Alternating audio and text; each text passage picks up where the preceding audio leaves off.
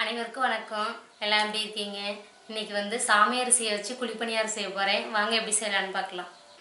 சாமை அரிசி குழிப்பணியாரம் செய்கிறதுக்கு தேவையான பொருள் என்னென்னு பார்த்தீங்கன்னா, 1 கப் சாமை அரிசி, 2 ஸ்பூன் பச்சரிசி, 1 ஸ்பூன் உளுந்து, 1 ஸ்பூன் வெந்தயம். இதை ஒரு 3 மணி நேரம் ஊற வச்சு நைட்டே அரைச்சி வச்சிடணும். நம்ம நைட்டே அரைச்சி வச்சாதான் காலையில் குழிப்பணியாரம் செய்கிறதுக்கு மாவு நல்லா புளிச்சு அந்த பதத்துக்கு இருக்கும். அப்போ தான் குழிப்பணியாரம் நல்லா டேஸ்ட்டாக இருக்கும். நான் இப்போ பார்த்தீங்கன்னா 3 மணி நேரம் சாமை அரிசி, பச்சரிசி, உளுந்து, வெந்தயத்தையெல்லாம் நல்லா ஊற வச்சு நைட்டே அரைச்சி வச்சுட்டேன். இப்போ வந்து மாவு புளிச்சு கரெக்டான பதத்தில் இருக்குது. இதில் வந்து கார பணியாரமும் செஞ்சுக்கலாம். வெங்காயம், பச்சை மிளகாய், கருவேப்பிலை, கொத்தமல்லி, சோம்பு இதெல்லாம் போட்டு கார பணியாரமும் சுட்டுக்கலாம். நான் இனிப்பு பணியாரம் சுடுறதுக்கு காலையிலேயே வெல்லம், ஏலக்காய்லாம் நல்லா நசுக்கி குழிப்பணியாரம் சுடுறதுக்கு மாவு கரெக்டாக கலக்கி வச்சுருக்கேன். இப்போ வாங்க குழிப்பணியாரத்தை சுட்டுக்கலாம். இப்போ கல் சூடாயிடுச்சு. எல்லாத்துலேயும் இப்போ கொஞ்சமாக ஆயில் விட்டுக்கலாம்.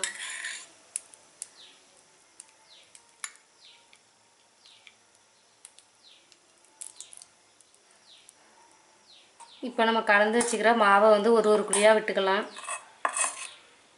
பார்த்திங்கன்னா ஃபுல்லாக விடக்கூடாது. முக்கால் சைஸில் இருக்கிற மாதிரி தான் நம்ம வந்து மாவை வந்து அந்த குழியில் விடணும்.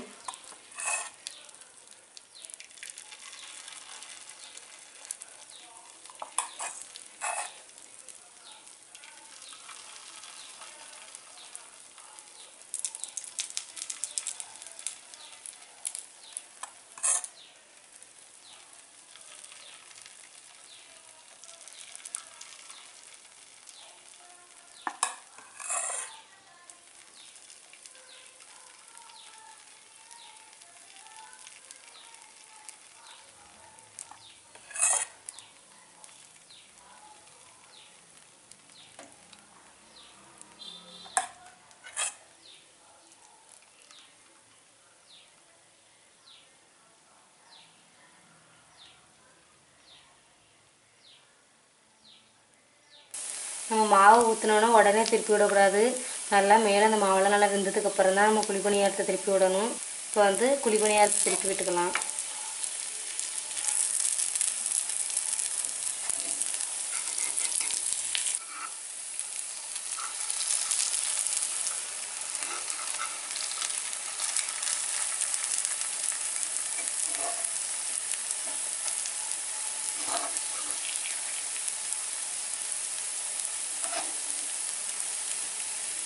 ரொம்ப சூப்பராக வருது சாமை குழிப்பணியாரம்.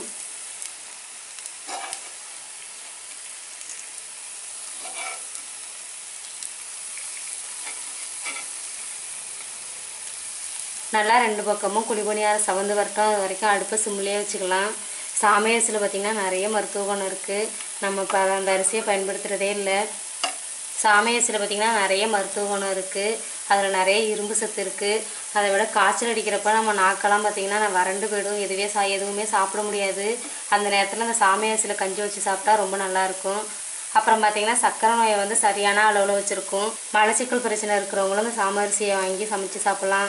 கஞ்சியாவோ சோறாவோ வடித்து சாப்பிட்டுக்கலாம். இது மாதிரி குழிப்பணியாரம், அடை எது மாதிரினாலும் நமக்கு எது பிடிச்சிருக்கோ அந்த மாதிரி செஞ்சு சாப்பிட்லாம். கண்டிப்பாக நீங்களும் செஞ்சு பாருங்கள். நல்லா 2 பக்கமும் நல்லா வேகிற மாதிரி நல்லா திருப்பி விட்டுக்கலாம். இப்போ பணியாரம்லாம் நல்லா வெந்துருச்சு. இப்போ நம்ம எடுத்துக்கலாம்.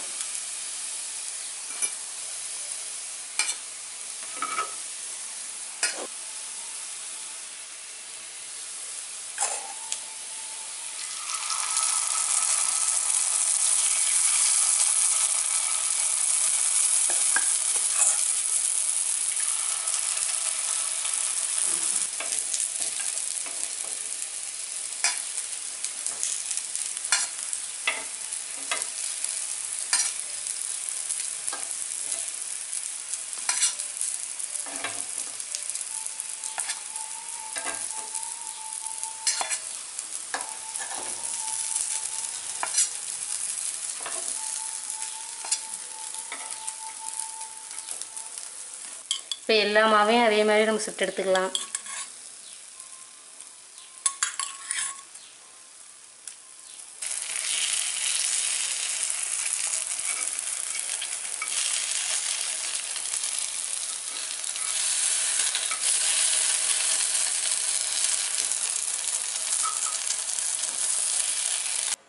சாமை அரிசி குழிப்பணியாரம் ரொம்ப சூப்பராக ரெடி ஆயிடுச்சு. இப்போ எப்படி இருக்குன்னு சாப்பிட்டு பார்க்கலாம்.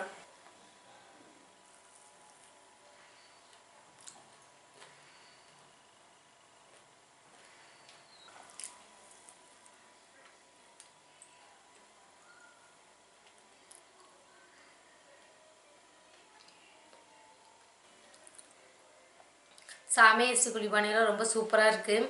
சாப்பிட்றப்ப நல்லா சாஃப்டாக இருக்குது சாப்பிட்றதுக்கும். இதே மாதிரி நீங்களும் செஞ்சு பாருங்கள். இந்த வீடியோ உங்களுக்கு பிடிச்சிருந்ததுன்னா லைக் பண்ணுங்கள், ஷேர் பண்ணுங்கள், கமெண்ட் பண்ணுங்கள், மறக்காமல் சப்ஸ்கிரைப் பண்ணுங்கள்.